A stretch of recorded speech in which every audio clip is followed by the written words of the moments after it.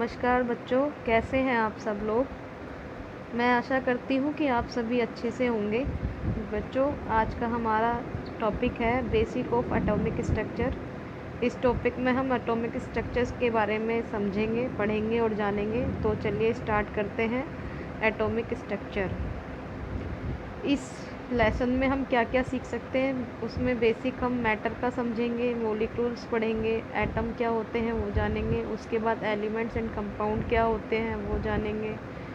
Atom क्या होता है, उसका कॉन्सेप्ट क्या है वो जानेंगे। मॉलिक्यूल्स के बारे में जानेंगे, प्रॉपर्टी जानेंगे कि एटम की, प्रोटॉन की, न्यूट्रॉन की और इलेक्ट्रॉन की क्या होती है। तो चलिए हम स्टार्ट करते हैं।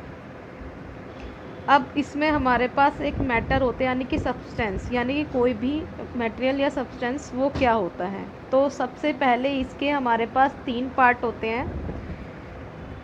इसका पहला पार्ट होता है हमारा एलिमेंट्स, ये वाला। तो एलिमेंट्स क्या होते हैं कि substance that can't be reduce to a simpler substance by chemical means. मतलब क्या है, किस ऐसा सब्सटेंस जिसको हम केमिकल्स मीन्स के द्वारा किसी भी सिंपलेस्ट फॉर्म से ज़्यादा रिड्यूस नहीं कर सकते, उसी से ही मिलकर बनता है एटम। यानी कि वो सब्सटेंस का सबसे छोटा पार्ट जो कि एलिमेंट्स का होता है, और उसमें उस एलिमेंट्स की सबसे ज़्यादा प्रॉपर्टी होती है। ठीक है, उसके बाद आ जाता है मिक्सचर्स।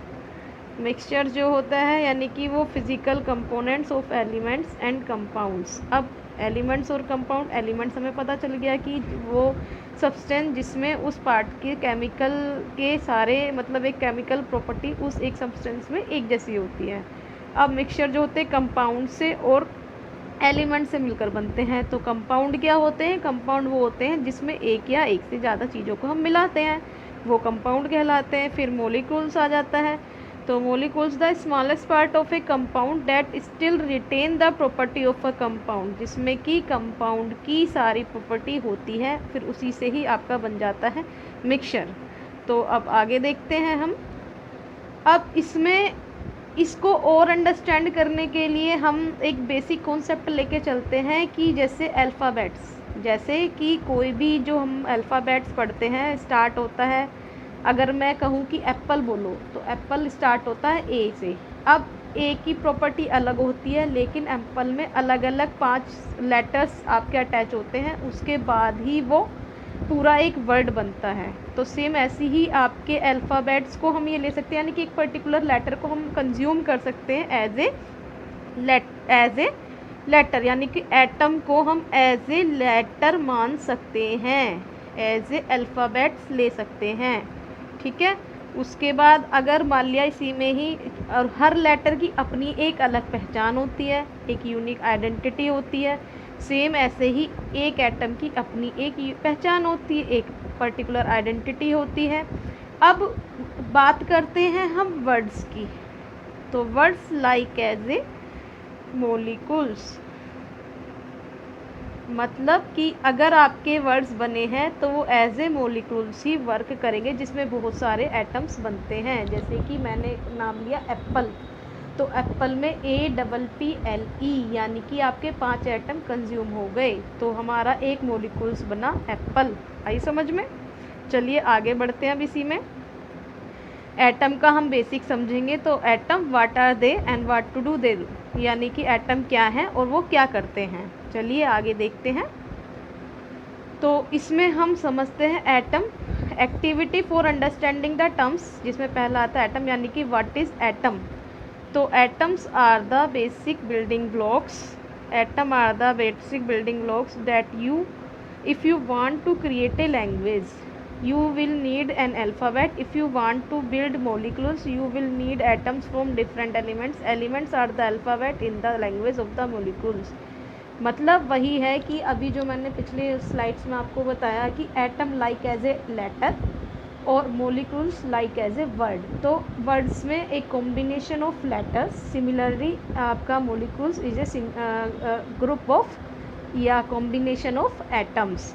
ठीक है, तो जैसे each element is a little bit different from the rest. In English you know the B is different from C, in chemistry B is also different from C, because boron and carbon are the different elements with atom that have different structure.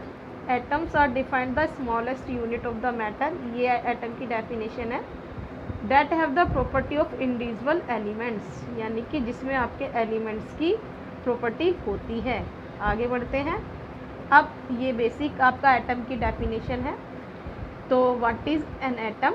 तो matter is anything that tech space has the mass, यानी कि matter वो होता है जो कि space घेरता है और जिसमें मास होता है, यानी कि उसका कुछ वेट होता है, उसको हम मैटर बोलते हैं. अब हर मैटर या हर सब्सटेंस मेड ऑफ बना होता है किससे? एटम से. तो atom are the basic building blocks of matter. Sort of how bricks are building blocks of a house, मतलब किसी भी घर में जो ईंटें लगी होती हैं उनको हम एज ए कंसिडर कर सकते हैं एटम से, और जब वो बिल्डिंग खड़ी हो जाती है तो उसको हम कंसिडर कर सकते हैं मैटर या सब्सटेंस से. नेक्स्ट आगे चलते हैं. अब एटम का ही इंटरनल स्ट्रक्चर है ये. अब ये जो आपका एटम है ये अलग अलग चीज़ों से मिलकर बना है, जिसमें ये बीच वाला पार्ट हो गया आपका न्यूक्लियस, NU से डिफाइन कर रही हूँ मैं. उसके बाद आपके अलग अलग इसमें पार्टिकल्स हो गए, जैसे ये वाले ग्रीन वाले ये ले, अगर ये इलेक्ट्रॉन से मैं डिनोट कर रही हूँ. उसके बाद ये ब्लू कलर के हैं, जो वॉयलेट कलर के हैं ये आपके प्रोटॉन हैं, और जो रेड से कलर के हैं ये आपके न्यूट्रॉन हैं. ये अलग अलग हैं. तो न्यूक्लियस जो होता है ये आपका P और N, यानी कि इन दोनों का कॉम्बिनेशन होता है न्यूक्लियस. तो nucleus is the centre of atom, उसके सबसे सेंटर में न्यूक्लियस होता है. Home of proton and neutrons, यानी कि एक तरीके से प्रोटॉन और न्यूट्रॉन्स का घर होता है. प्रोटॉन और न्यूट्रॉन्स के घर को हम न्यूक्लियस कहते हैं. उसके बाद इस पर जो चार्ज होता है वो पॉजिटिव होता है. प्रोटॉन की अगर हम बात करें तो proton has a relative mass of 1. Proton का जो मास होता है 1 होता है. इसमें पॉजिटिव चार्ज होता है, ये एटॉमिक नंबर कहलाता है, और इनसाइड द न्यूक्लियस, और न्यूक्लियस में आपका रहता है उसके अंदर. ये आपकी प्रॉपर्टी हो गई प्रोटॉन्स की. ठीक है. अब इसी में हम आगे चलते हैं. अब आगे आ जाता है आपका न्यूट्रॉन, यानी कि न्यूट्रॉन क्या होता है. ठीक है. तो न्यूट्रॉन में हम देखते हैं ये वाला जो कि आपका रेड कलर का था, यानी कि न्यूक्लियस के अंदर का ही पार्ट, P और N. अब अगर हम ये न्यूक्लियस की बात करें तो equal to P plus N. अब P वाला हमने पढ़ लिया, it is positive charge reside in nucleus. अब हम बात करते हैं न्यूट्रॉन की. तो न्यूट्रॉन का कोई चार्ज नहीं होता, 0 या नो चार्ज. उसके बाद इसका मास भी 1 होता है, और ये किस में मिलता है? न्यूक्लियस में. Both are residing in nucleus, दोनों ही न्यूक्लियस में पाए जाते हैं. आगे चलते हैं. अब इसी में हम आगे पढ़ते हैं. अब हमने दो चीज़ें पढ़ ली, प्रोटॉन पढ़ लिया, न्यूट्रॉन पढ़ लिया, और उनके दोनों ही किस में रहते हैं? न्यूक्लियस में. अब नेक्स्ट पे हम चलते हैं किस पे? इलेक्ट्रॉन्स पे. तो इलेक्ट्रॉन्स क्या होता है? तो इलेक्ट्रॉन आपका ये वाला जो क्लास है, ये जो आपका ऑर्बिट है, ये जो एरिया है, इसमें ये जो सर्किल मूव कर रहा है इसको हम बोलते हैं इलेक्ट्रॉन. इस पर चार्ज होता है नेगेटिव, और ये किस में मिलता है? ये न्यूक्लियस के बाहर मिलता है. यानी कि अगर मैं न्यूक्लियस की बात करूं तो ये दोनों P और N रहते हैं अंदर, और इलेक्ट्रॉन होता है इसके बाहर. ठीक है. अब हम आगे बात करते हैं. अब इन्हीं में ही आपस में रिलेशन है. हाउ आर P, N और E रिलेटेड, यानी कि प्रोटॉन, न्यूट्रॉन और इलेक्ट्रॉन्स आपस में कैसे रिलेशन में बनाते हैं, कैसे एक दूसरे से रिलेट करते हैं, ये इसके बारे में है. तो अगर हम प्रोटॉन की बात करें और इलेक्ट्रॉन्स की बात करें तो always P is equal to E, यानी कि नंबर किसी भी एटम में number of proton always equal to number of electrons. अब P डिनोट करता है एटॉमिक नंबर को, यानी कि उस वाले एटम का नंबर कितना है उसका. उसी के बाद अगर मैं मास का नंबर निकालूं, एटॉमिक वेट भी बोलते हैं इसको हम, मास नंबर या एटॉमिक वेट, जो कि इक्वल होता है ऑलवेज P प्लस N की. यानी कि हम ये कह सकते हैं कि जो न्यूट्रॉन का जो वेट होता है, ये NU के बराबर था, तो न्यूट्रॉन का जो वेट होता है वो ऑलवेज P प्लस N के बराबर होता है. और अगर मैं इसमें न्यूट्रॉन्स निकालूं तो अगर मैं इसी में निकालूं तो न्यूक्लियस माइनस P निकलेगा, यानी कि N is equal to nucleus minus का P. यही चीज़ इसमें दे रखी है. ठीक है. आगे बढ़ते हैं. अब इसी में ही हम अलग अलग इसकी चीज़ भी आ जाते हैं, यानी कि जो मैंने आपको पढ़ाया है उसके बेस पे अगर मैं आपसे क्वेश्चन करूँ तो क्या होगा। जैसे atomic number is equal to the number of proton in the nucleus of the atom, यानी कि किसी भी एटम के न्यूक्लियस में जो प्रोटॉन होता है वही एटॉमिक नंबर होता है। तो अगर इसमें और atomic number identify the elements, वही एटॉमिक नंबर आइडेंटिफाई करता है एलिमेंट्स से। सपोज करो कि इसमें जो रेड वाली बॉल है, ये वाली, ठीक है, तो इसमें इसको हम कंसिडर कर रहे हैं प्रोटॉन से, तो प्रोटॉन को ही हम कंसिडर कर रहे हैं एटॉमिक नंबर से। तो ये कितनी हुई, 1 2 3 4, तो हमारा एटॉमिक नंबर हुआ 4। आगे समझ में। तो how many protons are in this nucleus, तो हम अगर हम रेड से कंज्यूम करते हैं तो इसका मतलब हो गया 4। अब हमने अगर मैं इसी में ये कहूँ कि how many electrons in this substance, तो 1 2 3 4, तो इलेक्ट्रॉन्स भी हो गए 4। अगर मैं कहूँ how many neutrons in this picture, तो ब्लू वाली 1, एक ये छोटी सी दिख रही है 2 3 4 5, दैट इज़ 5। तो इस तरीके से हम निकालते हैं प्रोटॉन, इलेक्ट्रॉन और न्यूट्रॉन की संख्या किसी भी एटम में। आगे बढ़ जाते हैं। अब आपके पास एक एक्टिविटी नेक्स्ट पे हम पढ़ते हैं। अभी तक हमने एटम्स के बारे में जाना, अब हम जानते हैं मॉलिक्यूल्स के बारे में। तो उससे पहले हम वापस उसी कॉन्सेप्ट पे चलते हैं। Let's work the alphabet idea again. If you read a book you will find words of each page. Let us make up those words. In English we only have 26 letters, but we can make thousands of the words. In chemistry you are working with almost 120 elements. When you combine them you can make millions of different molecules. मतलब क्या है कि हमारे पास केवल 26 letter होते हैं। उन 26 letter का यूज़ करते हुए हम डिफरेंट काइंड के वो बना सकते हैं, कॉम्बिनेशन वर्ड्स बना सकते हैं। उन वर्ड्स को यूज़ करते हुए हम अनेकों अनगिनत सेंटेंस बना सकते हैं। तो सिमिलरली एटम्स होते हैं, एटम्स को ही हम उससे कंबाइन करके एलिमेंट्स बनाते हैं, और जब वही एलिमेंट्स कंबाइंड हो जाते हैं तो वो डिफरेंट तरीके के मॉलिक्यूल्स बनाते हैं। तो मॉलिक्यूल्स पे आ जाते हैं। तो मॉलिक्यूल्स क्या होता है, मॉलिक्यूल्स बेसिकली होता है आपका कि molecules are the group of atoms in the same way that the word are groups of the letters. मतलब मॉलिक्यूल्स वही होते हैं जो कि आपके ग्रुप ऑफ लेटर्स की तरह होते हैं, उन्हीं को हम मॉलिक्यूल्स बोलते हैं। And a will always be an a no matter what word it is in. A sodium atom will always be a sodium atom no matter what molecules in it. While atoms from different elements have different mass and structure, they are built with the same parts. Electrons, protons and neutrons are the basic subunits for all atoms across the universe. मतलब क्या है कि molecules आपका like as ए आपका group of letters होगा, उसी से हम वर्ड्स बना रहे हैं, उसी से हम एलिमेंट्स बना रहे हैं, उसी से हम मॉलिक्यूल्स बना रहे हैं। जैसे एटम से मिलकर बना एलिमेंट, एलिमेंट से मिलकर बना मॉलिक्यूल्स। सिमिलरली आपका इसमें हम बात करें लेटर, लेटर से बना वर्ड, वर्ड से बने सेंटेंस, तो सेम उसी का ही कॉम्बिनेशन है। अब इसमें ये है कि अगर हम बेसिक की बात करें इंग्लिश को लेके, तो किसी भी सेंटेंस या वर्ड का बेसिक होता है लेटर। सेम ऐसी अगर हम यूनिवर्स की बात करें तो हर सब्सटेंस का जो बेसिक होगा वो होगा एटम, यानी कि एटम का भी बेसिक क्या होगा, इलेक्ट्रॉन, प्रोटॉन और न्यूट्रॉन। तो क्या कह सकते हैं हम दूसरे वर्ड्स में कि किसी भी यूनिवर्स में किसी भी सब्सटेंस का जो बेसिक स्ट्रक्चर होगा वो एटम ही होगा, और एटम भी 3 पार्टिकल से मिलकर बना है, प्रोटॉन, इलेक्ट्रॉन और न्यूट्रॉन। या हम ये कह सकते हैं everything is exist in this world is made of electron, protons and neutrons. आगे चलते हैं। अब इसी में मॉलिक्यूल्स पे आ जाते हैं।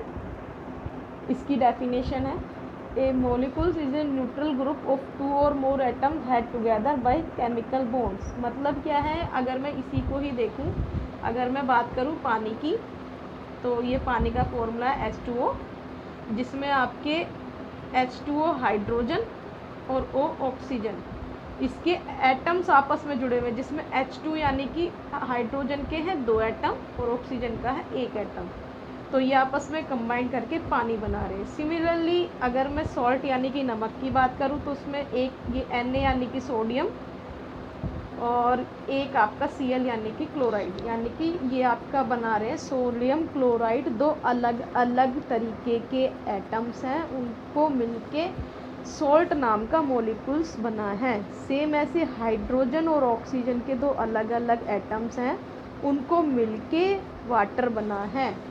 ठीक है, आगे चलते हैं। अब इसी में ही आ जाता है हमारा इलेक्ट्रिसिटी, यानी कि हमारी करंट क्या है, वो कैसे प्रोड्यूस हो रही है। तो electricity is a form of energy produce by the movement of electrons, यानी कि वही चीज़ें। अब हमारी जो इलेक्ट्रिसिटी जनरेट हो रही है वो कैसे जनरेट हो रही है कि जो हमारा मोशन क्रिएट हो रहा है इलेक्ट्रॉन्स के थ्रू, तो flow of electrons in a particular circuit is called current. तो अब इसी में ही the electrons of the same atom like those the copper and other metals are only loosely attached which allow electricity to travel through these metals easily. These type of metals are known as conductor, मतलब जिसमें आपके easily current flow हो जाती है उसको current बोलते हैं, उसको कंडक्टर बोलते हैं। अब वो कंडक्टर में आपके जो ईजिली करंट फ्लो हो जाती है उसका मतलब ये है कि उसमें नंबर ऑफ इलेक्ट्रॉन्स की संख्या ज़्यादा है और वो जो इलेक्ट्रॉन्स है वो ईजिली मूव कर रहे हैं, जिनके मूव करने से करंट ईजिली पास हो रही है। अब an outside force such as light, heat, pressure or a chemical reaction can cause electrons to break free and get bumped from one atom to the next. The sequence of electrons then pass from atom to atom. This continuous flow of electrons from atom to atom through a conductor is called electric current। मतलब कि electric current कैसे generate हो रही है ये उसका basic concept है। Suppose